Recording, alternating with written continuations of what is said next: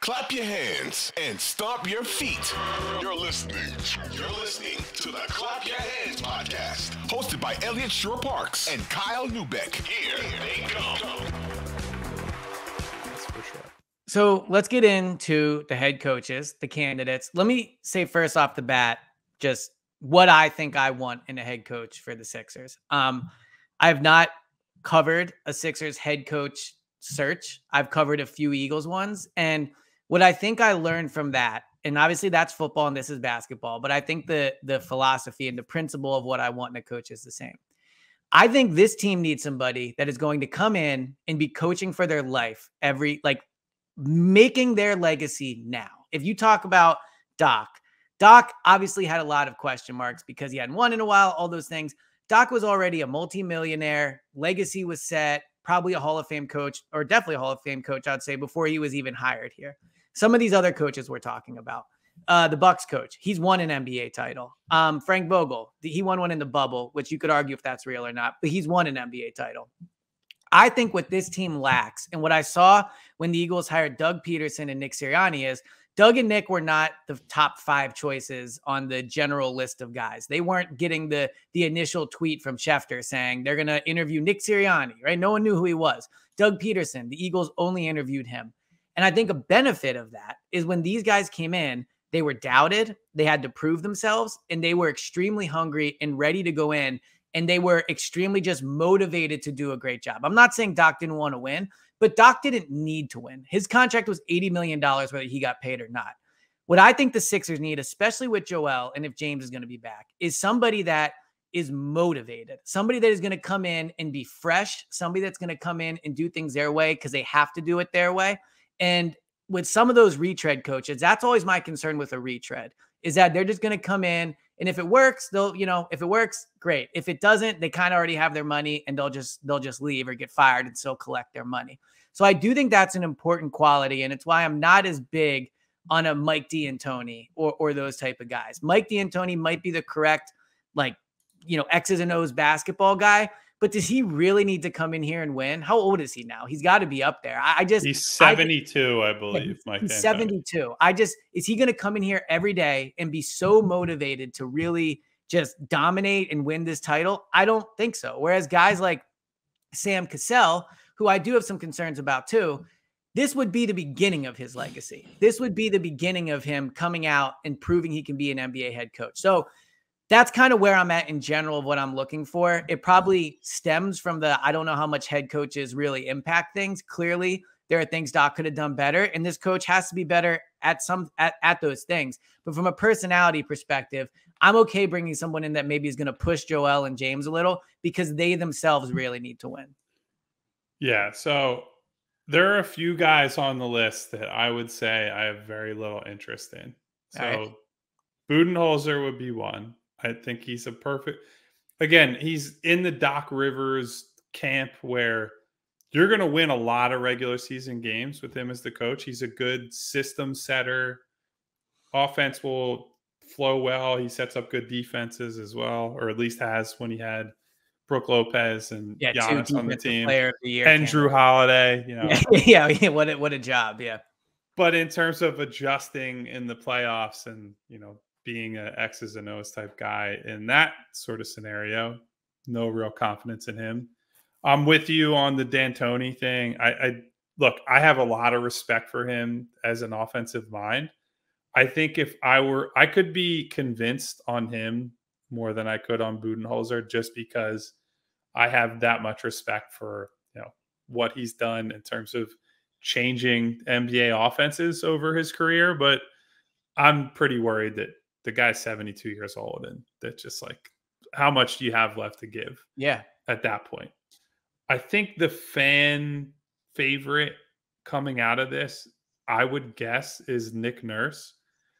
I am not opposed to Nick Nurse. I would say this: as soon as the personnel left, Kawhi, Kyle Lowry, so on and so forth, they didn't get shit done on offense. Mm-hmm. That was one of the worst half-court offenses in the league. And it's one of those great examples of how much can you credit a coach for offensive success compared to the personnel, because we have not seen much inventive from him. Granted, he's been dealing with the team that is basically all wings, no guards, and very few big men. And once Jakob Poeltl was in at the end of the season, they made another insane trade, which that's more of a Masai Ujiri problem. They at least kind of looked like a competent team at times.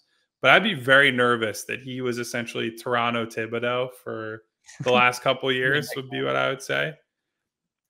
None of those names on that list are like, yeah, that's definitely the guy. I think Nurse is the one that's closest to, all right, I've seen him just do some crazy shit. He's a very good coach that when he's had great rosters has done great things. But I guess Cassell is the wild card. He certainly has a lot of respect amongst the Sixers guys on the roster. He's been hugely influential with Tyrese Maxey. That's kind of his star pupil. But I don't know. I can't sit here and tell you, well, this is how Sam Cassell would run a team, right? Because he hasn't. Any guy who hasn't been a head coach before, that's kind of the hardest thing for all of us to figure out, is saying, what does he actually do, or what does he want to do?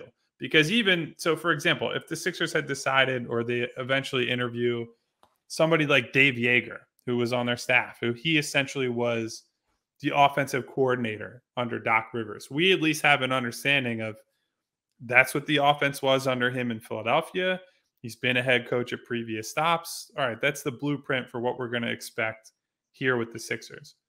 Sam Cassell, or, you could pick another assistant's name out of a hat elsewhere who hasn't been a head coach before.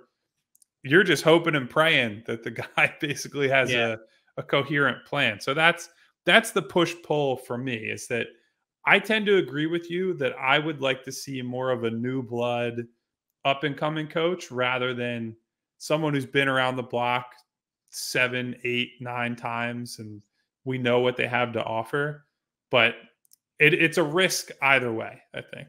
Well, and if you look at Joe Mazzulla with the Celtics, perfect example of taking a risk on somebody and then it maybe not mattering is Jason Tatum scores 51 points in Game 7, so Joe Mazzulla is in the Eastern Conference Finals. So ultimately, you could go on both sides. You could say on one hand, you want to go with an experienced coach because this is a win-now roster that we both agree, barring some type of catastrophic offseason, is probably going to go in the next season as one of the top whatever teams in the whole league and one of the top 4 teams in the East. So you want to get someone that's experienced.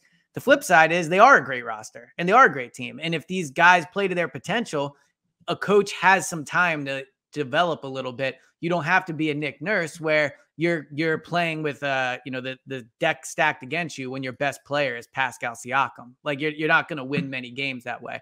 I will say Nick Nurse has the dumbest looking logo hat I've ever seen. For that alone, I would not hire him.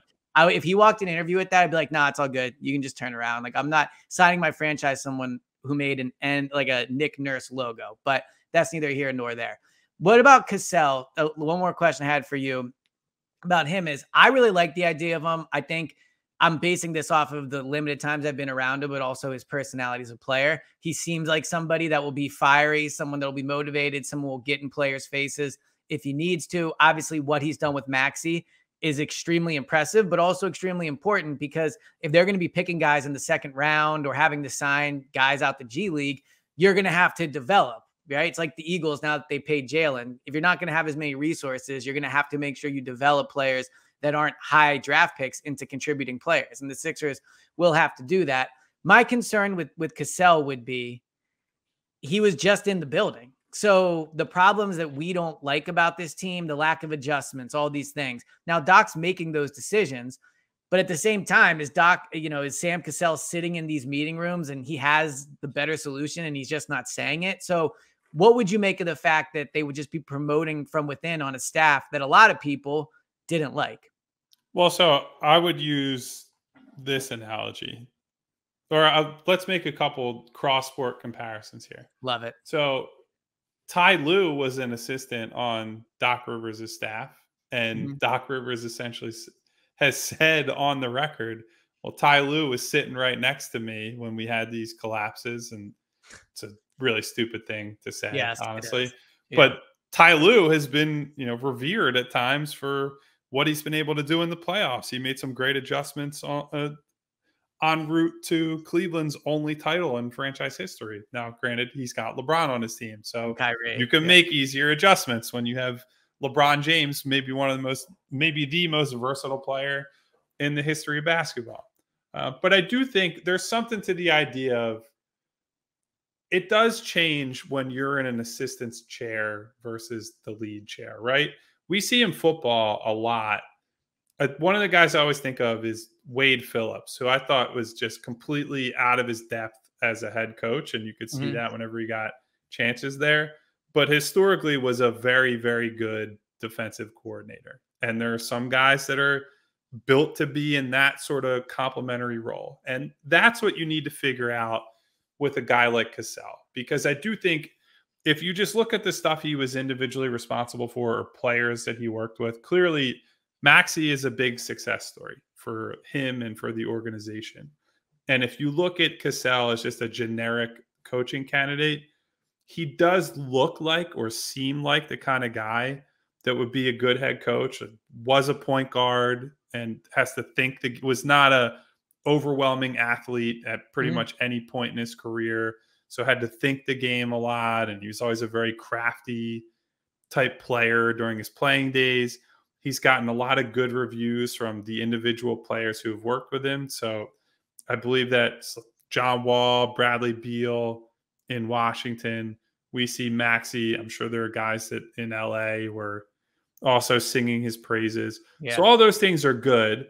And I wouldn't say that him being on Doc's staff means he can't be a good head coach, or that whatever input he was offering, he can only offer so much as the assistant, because the lead guy is the guy who makes the big decisions. So that's not a disqualifying factor for me, but it's something that you'd have to suss out by putting him through the interview process, seeing what he puts up on a whiteboard or in a presentation or whatever, however you'd have him interview, and then you figure it out from there. So on top of that, but do you think they would get benefit from a new voice? Like when the Eagles promoted, when Doug won the Super Bowl in 2017, they continually promoted from within, and eventually the good ideas ran out. And I know you just addressed that, but I mean more so when you look at just where they're at, do you think they just need an out-of-the-box new voice young guy, or do you think the respect for Sam Cassell is good enough where he could come in and tell them what to do and make changes and not have kind of the same issues that they had before? Well, I think that also extends to what do you do with the rest of the staff? Like if Sam Cassell gets hired as the head coach, is he keeping a lot of these same assistants, or does Sam have enough connects that he says, oh, I'm going to go get this guy and I'm going to go get this guy? Like, actually, what would be ideal, and I don't think they could pull this off, but to get somebody in the mold of a D'Antoni as sort of a first lieutenant, assistant head coach type guy, I think that'd be very valuable for somebody like Cassell, who'd be, maybe Cassell is more of the chew guys out, like firebrand type leader. And then you surround him, because that's the other thing about this conversation. You can put somebody in the head coach's chair who might not be, the elite X's and O's guy, or somebody who's more of a mystery anyway. And you could say, hey, we're just going to surround this person with a ton of really creative coordinator types, maybe more of the assistant types that will get head coaching jobs one day. Like that worked in Boston last season, where Ime Udoka was more of the, I'm going to bash Jaylen Brown and Jason Tatum's heads together and call them out in press conferences. And then he's got guys like Will Hardy, who's a really good coach for the Utah Jazz now. They way overachieved under him. And then Mazzulla was the other guy who they essentially combined to make up a complete staff. And so it's never just about who the head coach is. You can find ways to round out whatever the strengths and weaknesses of the head coach are, or of the assistants for that matter too. So, I mean, they're not necessarily boxed in if they were to hire a Budenholzer or a D'Antoni or whoever it is, but you do have to make very careful consideration of each piece of that staff, I think. One person who's kind of in the middle of this a little bit is Monty Williams. Monty Williams is not 72 years old like Mike D'Antoni. He's coached, and I don't even know if I would say he's failed because he didn't really get a fair shot in Phoenix. He took that Phoenix team all the way to the NBA Finals one year. What do you think about him? I like him. I don't love him. Now, saying that, I thought it was kind of crazy, or I was more down on him when Phoenix hired him than a lot of people were, because I didn't think he was anything special in New Orleans when he was a head coach previously. But I just feel like he's kind of in that Doc mold where I think he's with the leadership qualities. I think he's good. I think he's probably more of a firebrand type guy. Like he's been willing to, and it works both ways. He does not have a good relationship with DeAndre Ayton, who it looked like they might have to trade him if they were going to keep Monty Williams. They might end up trading him anyway in Phoenix because he's such an up and down player. Yeah. But Monty has been willing to just kind of chew guys out, throw them under the bus. And, Joel has worked with him before. And maybe Joel needs a guy like that who's not going to let him get away with as much, who's going to try to hold him. I hate that word accountability because I think it's so stupid to act like a coach's number one job is to make sure professional athletes are ready to play all the time. Yeah. But maybe there is something to that where they just need a louder, sterner guy in the locker room, and maybe Monty's that guy. But look, if we look through his recent playoff past, they had the most embarrassing, if you want to talk about embarrassing Game 7 losses, the Phoenix Suns lost to Dallas in Game 7 last year. Makes the Sixers Game 7 loss a couple of days ago feel like a tightly contested affair. So yeah, I forgot. And then they also, they have Kevin Durant, Devin Booker, and lose pretty easily to Denver in the second round this series. They're up 2-0 in the finals against Milwaukee, lose 4 straight games and lose the championship. So it's not like he has this spotless track record in terms of postseason success. And that's why, again, I think I end up agreeing with you where I would be more willing to explore an outside the box hire, because I don't think anybody who's readily available right now is this wartless, just pristine candidate that you hire them and it's at full steam ahead, they're going to win the title. I think it's a lot of guys that come with different caveats and question marks, and we're all going to see. So the outside the box guys, are there any names you think fans should keep an eye on? I looked online for some out of the box names, and frankly, the names I found were just ones that are not realistic. One website said Andre Iguodala could be a head coach. I love that idea a little bit. Udonis Haslam, I think it's kind of fun. It was funny earlier in the pod, you said, have I seen the Rasheed Wallace video? And I had seen the one you talked about, but there was another one my friend sent me where Rasheed Wallace is like running a drill. And so now I'm kind of in on Rasheed Wallace as the idea of a head coach. But outside of guys that they're obviously not going to hire, what are some names fans should maybe keep an eye out for that maybe or not that that they're interested in, but just out of the box assistants or college guys that maybe you think could be of interest? Well, I mean, everybody in Philadelphia is going to ask for Jay Wright. Yeah, that's right. I can't believe we didn't bring him up. Good point. From what I have heard, honestly, I don't think he really is like jonesing to get back into coaching. Now, you give him a big enough offer, who knows? And I've always been of the perspective there's just a lot that is outside the box, but there's just a lot to prove when you can't just have more talent via recruiting than everybody else. That's always one of the biggest changes college to the NBA. I have a lot of respect. He wasn't like a Kentucky. Villanova was getting good recruits, but they weren't getting, did they ever get? But even still, like they're winning 30 games a season. They're like in the regular season. I agree with, they're going to have way more talent than most of the teams they're playing. And like you just can, is what I'm saying. It's not you're not definitely going to have more talent than everybody else every year. But I would say average season, most teams they're playing, they're overwhelmingly going to be favored against. So that's always the hard part. He has played a modern style, or his teams played a modern style kind of long before it even became popular with the multi-guard lineups and spacing the floor and what have you. So I'd be interested to see what he would have as an NBA coach if he ever gets there.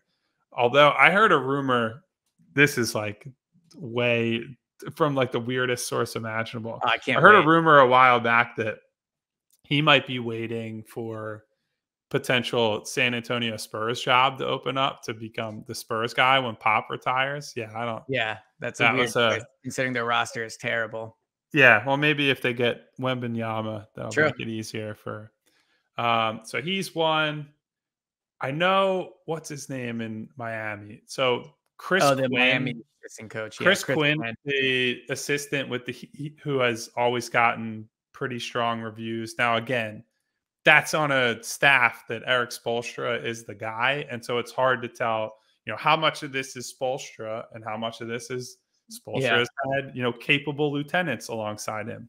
And one of the lessons that I've learned over the years is that sometimes teams will float that a guy is a great assistant as a favor to him, but also because they'd be happy to get him out of there. Like there have been some guys hired over the years that clearly did not pan out and were in over their heads as head coaches compared to when they were assistants. So be careful of who you trust when you see assistant names out there, because that's a lot of agent politicking and, handshake deals and favors. And so we're going to have to go through the background of all these guys to put it that way. That's why when it was initially reported all those names, and I believe they're going to look into all of them. That also is just a list of all the names everybody thought of. So I'm sure that there is real interest. But now I guess the last question before we wrap this up is, when they hired Brett Brown, it took 3 months or something like that. That was pretty unorthodox, honestly. Yes, I would not expect that to take that long. Do you think this is going to be, they fired Doc because they know who they want and they're going to probably just hire that guy and this is going to be a relatively short thing? Or, are we going to do 2 weeks of this, like multiple interviews, rumors, all those things? I think it's going to take a little bit. And I just thought of a real outside the box name. Well, not that far, but I thought of one that I would be curious if they give it a shot. Becky Hammon. I had that written down as well. People talk Dawn Staley, which I see. Obviously she's from the area, all those things. Becky Hammon's an interesting one. I just think like compared to Dawn, and it's no disrespect to Dawn. It's obviously built a great program in South Carolina. Becky's already been on an NBA staff. Like she's had in the NBA level experience. That's just a different sort of experience than, again, it would be a landmark hire if they were to make a hire like that.